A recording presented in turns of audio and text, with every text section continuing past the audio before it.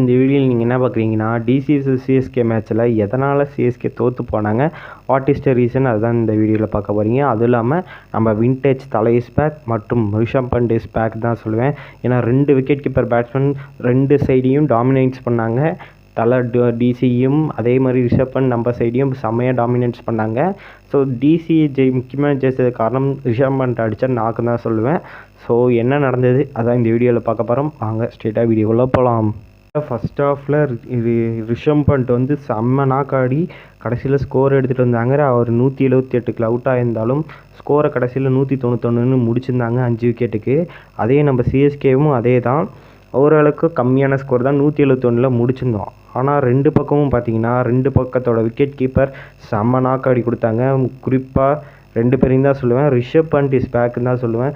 Rishabh பண்ட்டை first சொல்லும்போது அவர் வந்து ஒரு வருஷம் கழித்து வராரு. அதுவும் அவர் கரியர் முடிஞ்சு போயிட்டு திருப்பி ரீஸ்டார்ட் பண்ணுறாரு அவர் கரியரை.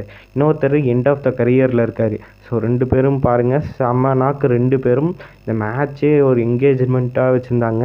வெறித்தனமான நாக்கு தான் சொல்லுவேன், தலையும் ரிஷப் பண்ட்டும். ஸோ சப்போஸ் அடுத்த வருஷம் நம்ம டீமுக்கு ரிஷப் பண்ட் வந்தால் எப்படி இருக்குன்னு மறக்காமல் கமெண்ட் பண்ணிட்டு போங்க. இப்போ அடுத்தது என்ன பார்க்குறீங்கன்னா, டெல்லி ஜெயிச்சதுக்கு முக்கியமான காரணம் வந்துட்டு கலீல் அகமதும் முகேஷ் குமார் தான் சொல்லுவேன். ஏன்னா Mukesh Kumar under rated bowling தாங்க. முகேஷ் குமார் சரி கலீல் அகமதும். கலீல் அகமத் ஓப்பனர்ஸ் 2 பேரும் எடுத்துட்டாங்க. குறிப்பாக ரச்சின் ரவீந்திராவை எடுத்துட்டாங்க.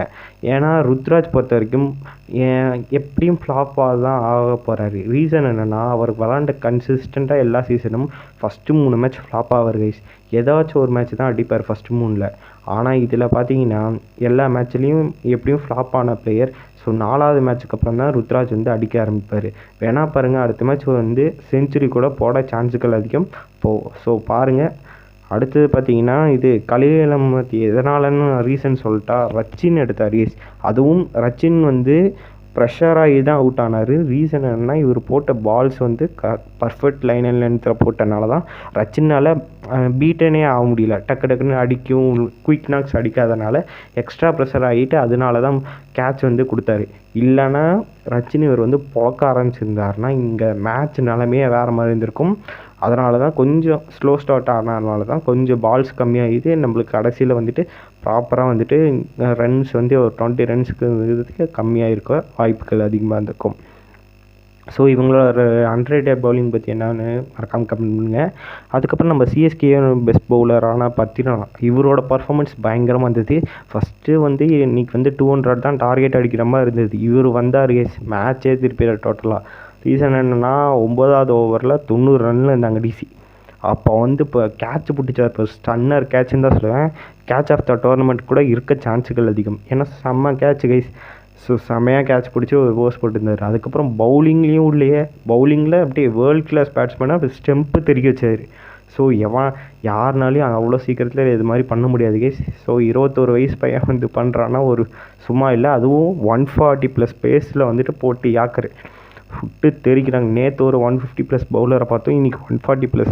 அதுவும் ஸ்ரீலங்கன் பவுலர் நம்ம க்ரூம் அப் பண்ணி இது பண்ண சிஎஸ்கேன் பாய்ஸ். ஸோ செம்ம பர்ஃபார்மன்ஸ் அதுவும் வேர்ல்ட் கிளாஸ் பிளேயர்ஸ். யார் Mitchell Marsh, Tristan Stubbs. Mitchell Marsh Australian player, அவருக்கே இந்த மாதிரி இதுன்னு பாருங்கள். டிஸ்டன் சப்ஸ் ஓரளவுக்கு டீசெண்டான பிளேயர், அவரும் வேர்ல்ட் கிளாஸ் பிளேயர் தான். அவரையும் விக்கெட் செம்மையாக எடுத்திருந்தார். ஸோ இந்த வீடியோவில் அவ்வளோதான் கைஸ். இது மாதிரி ஏதாச்சும் பிளேயர்ஸ் பற்றி அப்டேட்ஸ், சிஎஸ்கே அப்டேட்ஸ் வேணும்னா